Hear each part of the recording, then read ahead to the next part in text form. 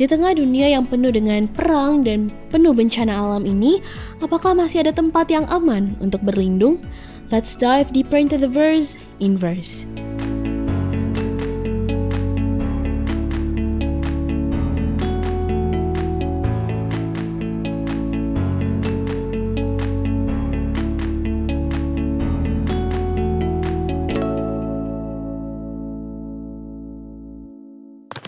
Selamat datang kembali pada diskusi Alkitab Pemuda Inverse. Kami sangat senang boleh kembali hadir pada pekan ke-10 ini, dan kami mohon maaf karena tidak dapat menayangkan pelajaran ke-9 dari seri Kitab Yosua pekan lalu karena adanya kendala teknis. Kami berharap Anda tetap mempelajari secara pribadi buku Inverse bersama-sama dengan kami. Dan pada pelajaran ke-10 ini kita belajar dengan judul Suatu Tempat Perlindungan, dan saya bersama dengan Kak JD, ada Kak Gary, dan juga Pendeta Evan. Shalom. Shalom. Baik, untuk membuka diskusi hari ini, Kak Cedi boleh pimpin kita dalam doa. Kita sama-sama berdoa. Bapa di surga, kami datang ke dalam hadirat Tuhan pada saat ini dengan penuh ucapan syukur. Terima kasih di mana kami boleh Tuhan kumpulkan bersama-sama di tempat ini untuk membahas pelajaran pekan ini di pelajaran yang ke-10. Tuhan, kiranya Engkau mau berada bersama-sama dengan kami dan kami memohon Roh Kudus-Mu untuk menuntun setiap pembicaraan ini. Di dalam nama anak-Mu Tuhan Yesus Kristus kami berdoa. Amin. Amin. Baik sahabat Inverse, kita belajar dari Yosua pasalnya yang ke-20. Kami akan membacakan ayat 1 sampai dengan 6 saja. Yosua pasal 20, kota-kota perlindungan. Berfirmanlah Tuhan kepada Yosua demikian. Katakanlah kepada orang Israel begini, tentukanlah bagimu kota-kota perlindungan yang telah kusebutkan kepadamu dengan perantaraan Musa. Ayat ketiga, siapa yang membunuh seseorang tanpa sengaja dan tanpa rencana dapat melarikan diri ke sana. Kota-kota itu menjadi tempat perlindungan bagimu dan penuntut utang darah. Apabila ia melarikan diri ke salah satu kota itu, ia harus berdiri di depan pintu gerbang kota itu dan memberitahukan perkaranya kepada para tua-tua kota. Mereka harus menerima dia dalam kota itu dan memberinya tempat sehingga ia dapat tinggal di antara mereka. Ayat yang kelima, apabila penuntut utang darah itu mengejar dia, mereka tidak boleh menyerahkan pembunuh itu ke dalam tangannya, sebab ia membunuh sesamanya tanpa rencana dan ia tidak menaruh dendam sebelumnya. Ayat yang keenam, ia harus tetap tinggal di kota itu sampai ia dihadapkan kepada jemaah untuk diadili dan sampai imam besar yang ada pada waktu itu meninggal. Sesudah itu, barulah pembunuh itu boleh pulang ke kotanya dan ke rumahnya, ke kota dari mana ia melarikan diri. Oke, kalau kita baca beberapa pasal sebelumnya ini mereka sedang membagi-bagi tanah. Kemudian saya juga baru pernah dengerin pendeta, kalau misalnya nggak belajar, kayak saya baru dengar kota-kota perlindungan. Kenapa ini penting? Sepenting ada di pasal selanjutnya ada kota-kota orang Lewi. Kalau orang Lewi kan kita tahu itu penting gitu kan. Pentingnya apa? Nah, tapi kota-kota perlindungan ini kenapa harus ada gitu pendeta? Ya, jadi kalau kita lihat di pelajaran penting di sini bahwa Tuhan sudah mengatur tatanan hidup yang baik dan yang bermoral dan adil, penuh kasih di tengah-tengah umatnya. Dia menyuruh untuk menyiapkan kota-kota perlindungan, ada 3 di bagian utara, 3 di bagian selatan, agar siapa saja yang bersalah, dia melarikan diri ke sana, dan ketika seseorang sudah ada di kota itu, baik orang Israel maupun orang asing, itu tidak boleh dihukum tanpa sebuah penyelidikan dan pengadilan yang adil. Nah, jadi sebenarnya apa yang Tuhan maksud dari kota ini adalah untuk menjaga supaya bangsa ini memiliki standar moral yang baik. Tidak membalas kesalahan tanpa sebuah penyelidikan ataupun tindakan yang adil dan lain sebagainya. Dan kita dapati kota perlindungan ini harus dibuat tidak susah untuk diakses, jalan ke sana harus bagus, rambu-rambunya itu jelas supaya orang yang lari dengan buru-buru ke sana tidak kesasar atau tidak ada gangguan. Dan siapa saja yang ada di sana tidak boleh dihukum seperti yang tadi saya sebutkan. Namun kalau kita lihat lebih dalam bahwa sesungguhnya ini nanti sebenarnya adalah sebuah gambaran dari Yesus sendiri atau keselamatan dari umatnya yang digambarkan oleh kota perlindungan yang tidak lain adalah Yesus sendiri. Jadi sebenarnya dari sisi fisik ini hal yang penting di tengah-tengah bangsa ini, tapi secara makna rohani tentu ada makna yang sangat dalam nanti kita bisa lihat dari tatanan yang Tuhan buat bagi bangsanya ini. Oke, thank you Pendeta untuk introduction-nya. Dan tadi seperti sudah disebutkan oleh Pak Pendeta, kota-kota perlindungan ini merupakan sarana untuk memelihara keadilan ya, tadi sudah disebutkan. Dan tadi Pak Pendeta sudah mention, ini memperlihatkan gambaran kecil tentang rencana keselamatan bagi orang berdosa. Nah, mengapa demikian dan bagaimana hal ini bisa memperlihatkan gambaran tersebut, Kak?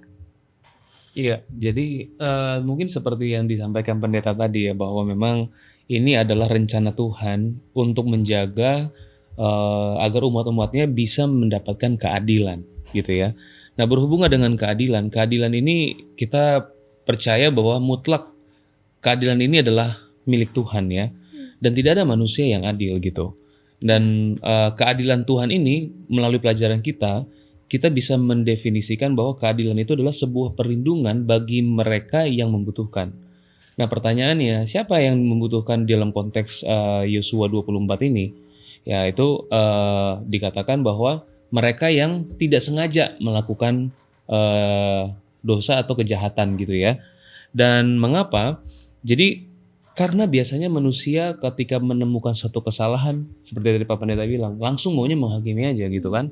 Nah, tapi dengan adanya kota perlindungan ini, mereka yang bersalah itu mereka bisa jelaskan dulu alur ceritanya seperti apa. Jadi sehingga mereka pun juga merasa dilindungi.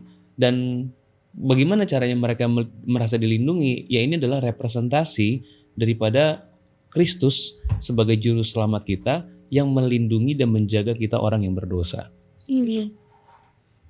Oke, jadi pertanyaannya bagaimana konsep ini memperlihatkan gambaran kecil tentang rencana keselamatan.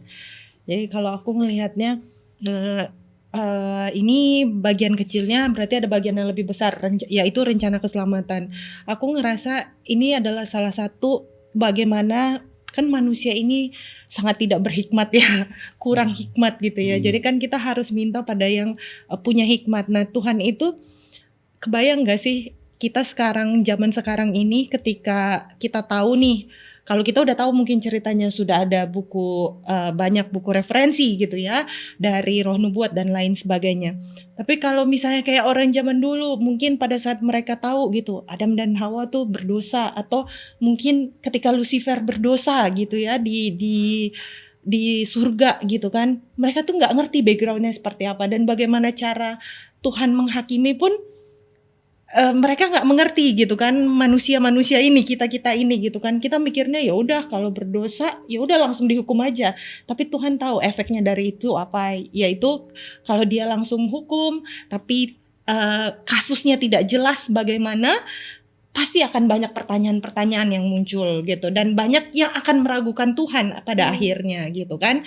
Jadi apalagi kita yang sangat kurang hikmat gitu ya, kita cuma lihat dari depannya doang.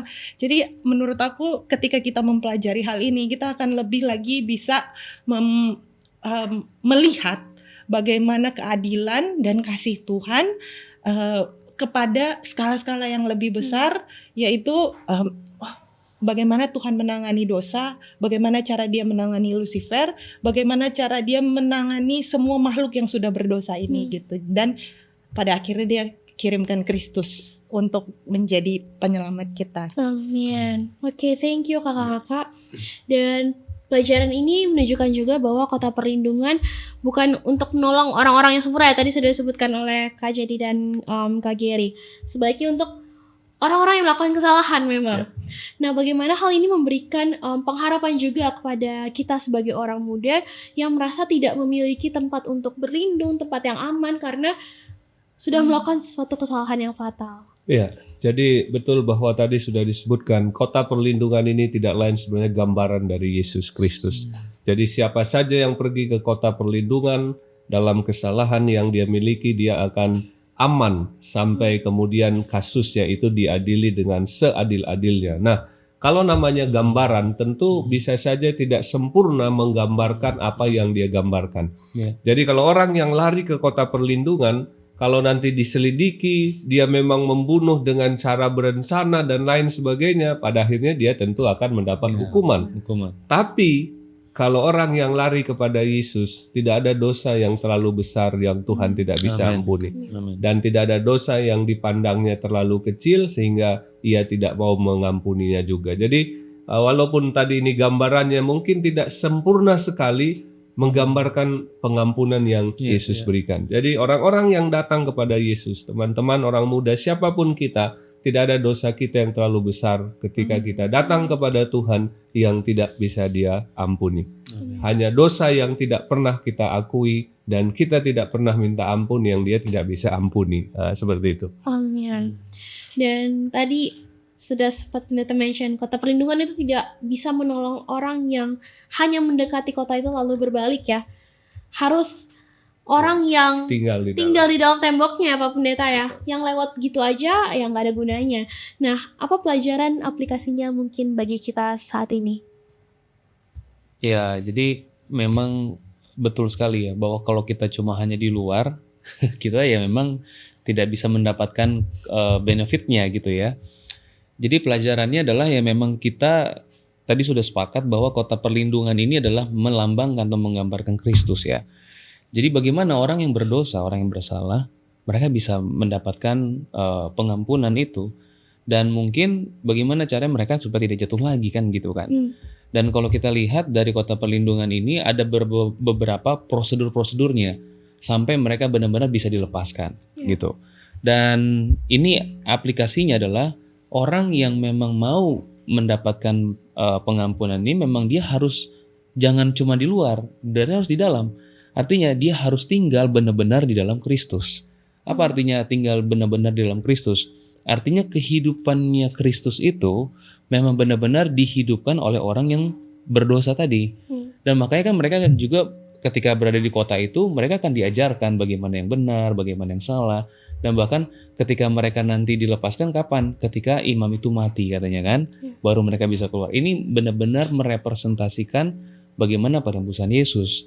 Dan apa maksudnya hidup yang benar itu bisa hidup di orang berdosa itu? Ya kalau Yesus hidupnya senang berdoa, ya berarti saya harus berdoa terus. Ya rajin berdoa. Kalau Yesus saja bisa mengampuni, berarti saya pun juga harus mengampuni orang yang bersalah kepada saya. Jadi tidak ada alasan bagi kita sekarang secara sesama manusia untuk saling menghakimi ya. Karena yang satu berdosa, wah udah deh dia kayaknya gak masuk surga. Kita udah gak bisa begitu lagi. Karena itu adalah hak prerogatif daripada Tuhan itu sendiri. Amin.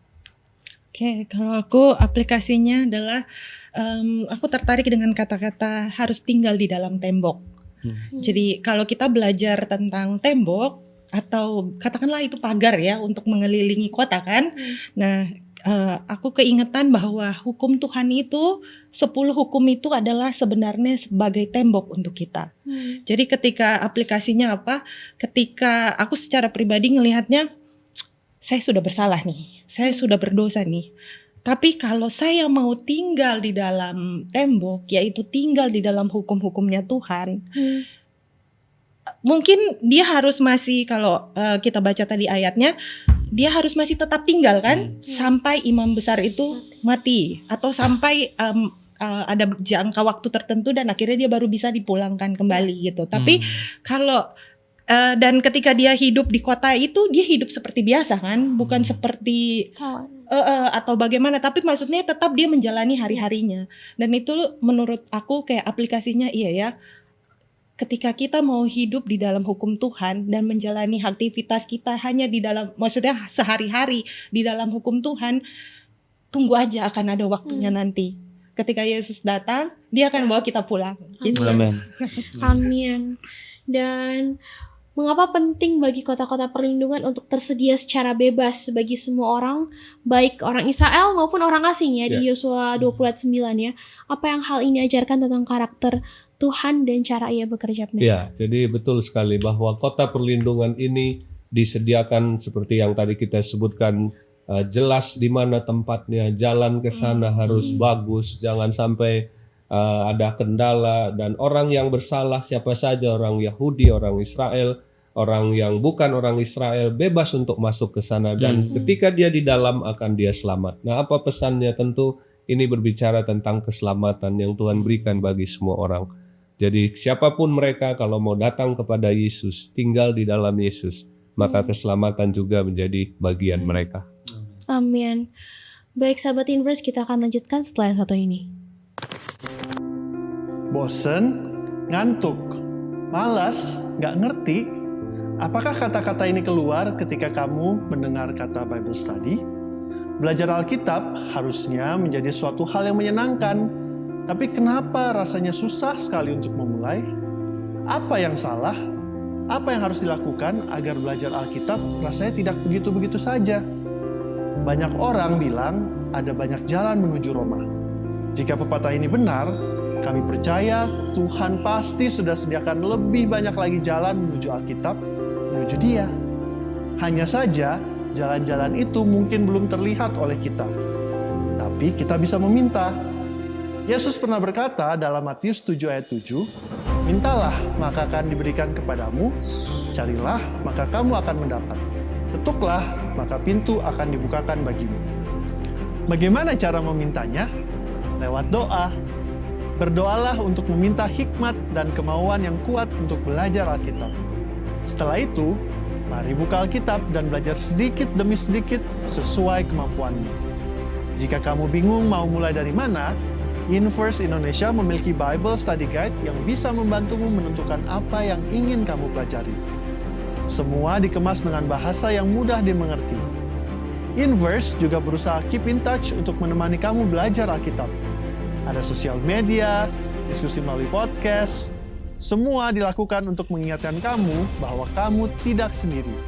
Bahwa kita sama-sama bertumbuh dalam Tuhan, kita belajar bersama-sama, kerja bersama-sama untuk Tuhan. Dan kalau suatu saat kamu kembali merasa jenuh atau buntu, selalu ingat, ada banyak jalan menuju Roma. Ada banyak cara untuk belajar Alkitab dengan menyenangkan, dan kami harap Inverse adalah salah satunya. Open your heart, dan open your Bible. Let us dive deeper into the verse. Inverse.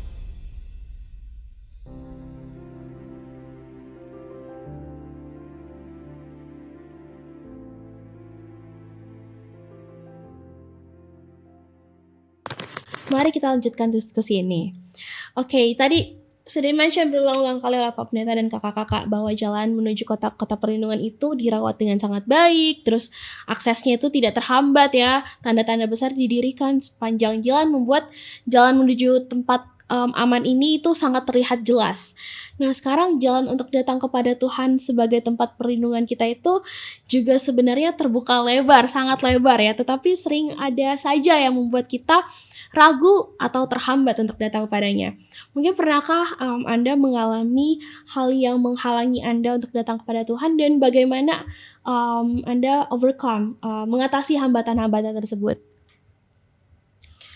Aku Ya. hal yang menghambat adalah satu, kesukaan aku memegang gadget ini Oh, untuk datang sama Tuhan. Jadi ya itu ya, mungkin masalah kita bersama mungkin Ya. gitu ya, atau cuma aku sendiri nih di sini. bersama Kak, bersama. Semakin teknologi semakin canggih, tapi itu juga membuat aku semakin terjerat di dalamnya ya, secara pribadi gitu. Karena banyak sekali hal-hal yang di dalam ini gitu kan, kita bisa akses semuanya di sini. One for all ya. Iya. Jadi mau Alkitab di sini, Ya. tapi tiba-tiba ada yang lain, dan akhirnya lebih tertarik buka yang itu gitu kan. Nah, jadi bagaimana cara mengatasi hambatan tersebut? Terus terang sampai sekarang saya masih sering jatuh di dalamnya, tapi salah satu adalah mengatasi hambatannya adalah dengan berdoa sih. Tuhan, tolong kali ini saya harus fokus nih sama firman-Mu gitu kan. Jangan biarkan ini gadget ini menjadi penghambat buat saya. Dan ketika kita minta, kata Tuhan, kalau emang itu kita butuhkan pasti dijawab gitu. Bisa aja dan bahkan kadang juga kita lupa meminta hati untuk memang mau diubahkan gitu kan. Nah, masalahnya itu kita jarang minta gitu sama Tuhan. Seharusnya setiap menit, setiap detik kalau kita tahu kita lemah, harusnya kita minta terus gitu kan. Nah, kesalahannya di saya adalah saya jarang minta gitu. Tapi saya yakin dan percaya ketika kalau kita sering meminta dan pada saat Tuhan bekerja kita menurut, pasti itu bisa sebenarnya. Amin. Iya, kalau aku teringat sebelum aku menikah, kami sempat mendapatkan satu terang kesehatan ya. Jadi kami rindu sekali waktu itu Greta untuk bisa menghidupkan terang sehat itu. Dan akhirnya ya bagi saya ini mungkin jalan di mana kita bisa datang sama Tuhan nih gitu, lebih lagi dan lebih lagi. Pendek cerita ya seperti tadi Elisa bilang bahwa memang jalan itu kadang-kadang ada hambatannya juga gitu ya. Tapi kalau tadi Kak Jadi sudah sampaikan hambatannya dia mungkin HP ya atau gadget. Nah mungkin kalau saya pribadi pada waktu itu yang saya alami adalah justru ketika saya menghidupkan terang kesehatan itu, ketika hambatan itu muncul justru dari orang terdekat gitu. Orang terdekat ya khususnya di beberapa mungkin ya orang terdekat di gereja saya justru ya. Jadi mereka mengkucilkan saya justru gitu. Dan ini pelajaran kota perlindungannya bagi saya lebih kepada concern kepada penghakiman gitu. Jadi pada waktu kayak saya dengan istri menghidupkan terang itu, justru orang-orang terdekat di gereja itu yang harusnya menguatkan saya, justru saya malah dikucilkan gitu ya. Dan bagaimana caranya saya untuk menghandle kondisi itu? Ya kami berdoanya datang sama Tuhan, ya kami bilang apa yang kami rasakan, apa yang kami makan juga dianggap salah dan sebagainya. Kami merasa terkucilkan, Tuhan, saya bilang sama Tuhan. Dan pendek cerita Tuhan panggil kami untuk pindah ke Bogor, dan puji Tuhan melalui hal itu kami diberikan satu komunitas yang memang mereka sama-sama untuk concern kepada hidup yang sehat. Dan puji Tuhan hari ini Tuhan kasih kepada kami, komunitas kami ini untuk merawat ada satu bapak yang sakit diabetes, lukanya begitu mengerikan. Dengan kita sampaikan terang kesehatan yang kita dapat itu dari ya gereja kita ini, dan mereka memberikan kesaksian bahwa ternyata bisa ya Pak Giri katanya gitu. Tanpa saya harus minum insulin, ternyata gula saya bisa normal, dan bahkan luka saya tadinya begitu besar dan mengerikan sekarang sudah tinggal sedikit lagi. Jadi dari hal ini saya merasa bahwa terkadang hambatan-hambatan itu datang dari orang-orang terdekat kita. Dan bahkan orang-orang yang saya pikir, harusnya di gereja itu bisa saja, harusnya menguatkan saya kan. Tapi ada juga beberapa yang justru menjadi hambatan bagi kita. Gitu. Oke, thank you for sharing kakak-kakak. Mungkin terkait yang komunitas ini nanti kita bahas juga ya. Oke, di zaman Yosua ini Tuhan bukan hanya jadi tempat perlindungan rohani, tapi juga menyediakan tempat perlindungan fisik ya, kota-kota perlindungan. Nah sekarang, kalau tadi kan Kak Giri kesaksian bahwa komunitas terdekat justru bukan menjadi kota perlindungan, tetapi malah menjatuhkan. Tapi kan seharusnya yang kita tahu bahwa apakah memang gereja, komunitas, keluarga itu boleh menjadi kota perlindungan bagi orang yang sedang bermasalah atau enggak gitu? Atau pernahkah Anda sendiri yang mengalami dilindungi, ditampung ya oleh suatu komunitas atau keluarga sendiri pada masa sulit? Ya, jadi betul ya, seharusnya memang demikian idealnya, bahwa yang pertama keluarga adalah bahtera keselamatan, kota perlindungan pertama bagi setiap anggota yang ada di dalamnya. Ayah, ibu, dan anak-anak, maka keluarga itu adalah unit terkecil sebuah gereja, sebuah sekolah, dan sebuah ladang misioneri yang harus menjaga keselamatan dan kehidupan yang baik bagi seluruh isi rumah tangga. Kemudian yang kedua tentu gereja. Ini juga sangat penting. Sebuah penelitian dalam Gereja Masih Advent hari ke-7, Roger Dudley katakan, salah satu cara kita menjaga orang-orang muda kita adalah ketika orang muda menemukan sebuah komunitas jemaat yang mengasihi mereka, memberikan mereka kesempatan untuk melayani, menyediakan wadah di mana mereka terlibat dan merasa mereka dicintai dan diterima di komunitas itu. Jadi jangan lupa, gereja harus menjadi bahtera keselamatan atau kota perlindungan bagi Amin. seisi anggota keluarganya, khususnya juga orang-orang muda, anggota jemaat. Kemudian yang ketiga adalah komunitas sosial. Ini juga penting. Nah, ini nasihat bagi orang-orang muda. Mari kita membangun komunitas yang positif. Jangan kita membawa diri kepada komunitas yang menghancurkan diri kita. Ya. Komunitas toksik yang membuat kita tidak lebih baik, merendahkan derajat dan martabat dan juga moral kita. Tapi kita harus membawa diri kita kepada komunitas yang positif. Jadi dari sisi anak-anak muda sendiri, jaga pergaulan. Ya. Kemudian pilihlah pergaulan yang positif. Alkitab bilang jangan kamu duduk di tengah kumpulan orang pencemooh. Itu kan artinya jangan kita ada sama-sama dengan orang yang mencemooh Tuhan ataupun merendahkan derajat yang moral yang tidak baik. Ya, kira-kira begitu. Oke, aku adalah salah satu produk di mana pernah ditampung oleh keluarga sendiri sih, tante dan om sendiri.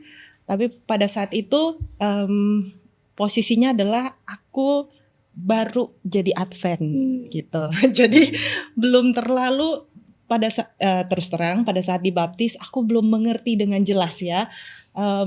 Hanya baru belajar sedikit lalu dibaptis dan akhirnya pada saat itu aku belum tertarik tentang masalah-masalah kerohanian gitu kan. Jadi aku kayak ya udah setiap Sabat ke gereja dan lain sebagainya. Oke, ikut PA gitu. Tapi aku belum menemukan bahwa aku jatuh cinta pada Tuhan pada saat itu ya, pada Yesus. Aku enggak gitu. Jadi hanya melakukan rutinitas karena memang disuruh gitu. Tapi satu ketika Tuhan bawa aku ke negara lain, lalu di situ ada keluarga aku, ada tante aku, dan mereka yang istilahnya menampung aku di situ untuk belajar ya, untuk studi. Lalu disitulah aku merasakan bahwa ternyata melalui apa yang aku lihat di dalam keluarga ini, ketika aku disuruh tinggal sama mereka, lalu mereka mengadakan renungan pagi, renungan petang, lalu mereka buku-buku tentang roh nubuat banyak terakses, aku bisa akses gitu ya banyak. Lalu habis itu pada saat ke gereja orang-orangnya juga sangat entah mengapa beda sekali gitu pada saat itu yang aku rasakan gitu ya. Dan mereka sangat welcome, mereka sangat benar-benar benar-benar mencontohkan bagaimana kehidupan Adventis gitu ya.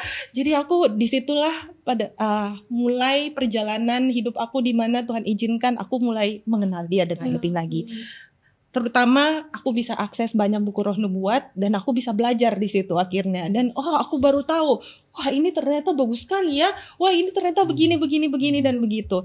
Sampai akhirnya ya sampai sekarang Tuhan izinkan aku masih ada di dalam kebenaran ini tuh kasih karunia gitu loh. Dan salah satu yang influence terbesar adalah dari tante aku, keluarga tante aku yang pada saat itu aku tinggal diterima di situ gitu. Jadi ketika satu keluarga Advent itu menghidupkan dan ada Kristus di dalam situ, dan ketika ada orang lain yang masuk di dalam keluarga itu, yakinlah itu nggak ada sia-sianya gitu. Puji Tuhan, thank you for sharing Kak. Memang impactnya luar biasa ya kalau memang satu keluarga turut bekerja, dan inilah Kak jadi ya bisa ada di sini ya, puji Tuhan. Oke, dan pelajaran pekan ini juga menunjukkan bahwa kota-kota perlindungan bukan hanya tempat menghindari balas dendam atau konsekuensi, tapi tempat bagi orang bersalah untuk menemukan keadilan, sekaligus belas kasihan juga. Nah, menurut Anda bagaimana prinsip ini seharusnya membentuk cara kita memperlakukan diri kita sendiri dan juga orang lain ketika jatuh dalam kesalahan? Iya, jadi memang betul ya pelajarannya yang aku dapat. Jadi memang orang yang sementara melakukan jatuh ke dalam kesalahan, seperti tadi Pak Pendeta bilang bahwa mereka butuh belas kasihan, butuh dicintai dan segala macam ya. Jadi ya apa yang harus jadi pelajaran bagi saya adalah ya saya memang tidak boleh menghakimi orang dari luar saja gitu ya. Tetapi kalau adalah lebih baik kalau memang kita mau coba bantu dia, ya kita ajak duduk bersama-sama lah ya, diskusi kenapa gitu kan. Dan bahkan seringkali kalau saya melihat orang yang bersalah, saya selalu senang untuk menasehati, ya kan? Tapi kota perlindungan ini dia bukan hanya sekedar menasehati, tapi memperbaiki kesalahan orang berdosa itu, Iya. ya kan? Dan seharusnya ketika saya bertemu dengan teman saya mungkin yang sementara jatuh dalam kesalahan, jadi bukan hanya sekedar menasehati. Jadi bagaimana kita juga membantu teman kita yang sementara jatuh ke dalam kesalahan ini untuk dia bisa bangkit dan jangan melakukan dosa lagi. Dan itu yang mungkin seringkali aku lupa gitu ya. Jadi menurut pelajaran kita hari ini mengingatkan saya bahwa jangan hanya sekedar menghakimi atau menasihati, tapi bantu juga orang yang bersalah ini untuk bisa bangkit dan tidak melakukan kesalahan lagi. Amin.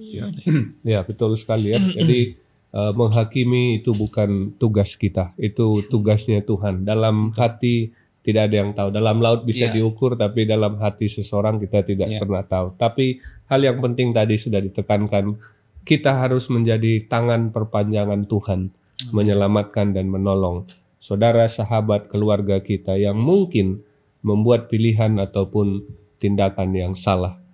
Jadi kita adalah bagian untuk menolong dan menyelamatkan mereka. Amen. Amin. Puji Tuhan, kita sudah tiba pada penghujung diskusi. Boleh silakan masing-masing panelis memberikan satu closing statement. Ya, jadi pelajaran ini mengingatkan kita bahwa tidak lain Yesus adalah kota perlindungan yang sesungguhnya. Amin. Siapa saja yang datang kepadanya, tinggal di dalam Dia, setia sampai akhir hidupnya, maka keselamatan menjadi bagian seseorang itu. Amin. Ya, kalau bagi aku pribadi, jika kita berada di dalam kondisi yang sulit, bahkan paling sulit sekalipun, ya, jangan datang kepada manusia. Karena ada firman Tuhan mengatakan, hanya dekat Tuhan saja aku tenang, sebab daripadanya lah keselamatanku. Jadi dengan adanya kota perlindungan ini yang merepresentasikan Kristus, Kristuslah tempat satu-satunya yang paling teraman ya untuk kita bisa mendapatkan penghiburan ya dari setiap kesalahan dan dosa kita. Oke, kalau aku tertarik dengan kenapa harus ada 6 kota. Di kota perlindungan itu ada 6 ya, tadi Pak Pendeta bilang 3 di sebelah sana, yang satu lagi 3.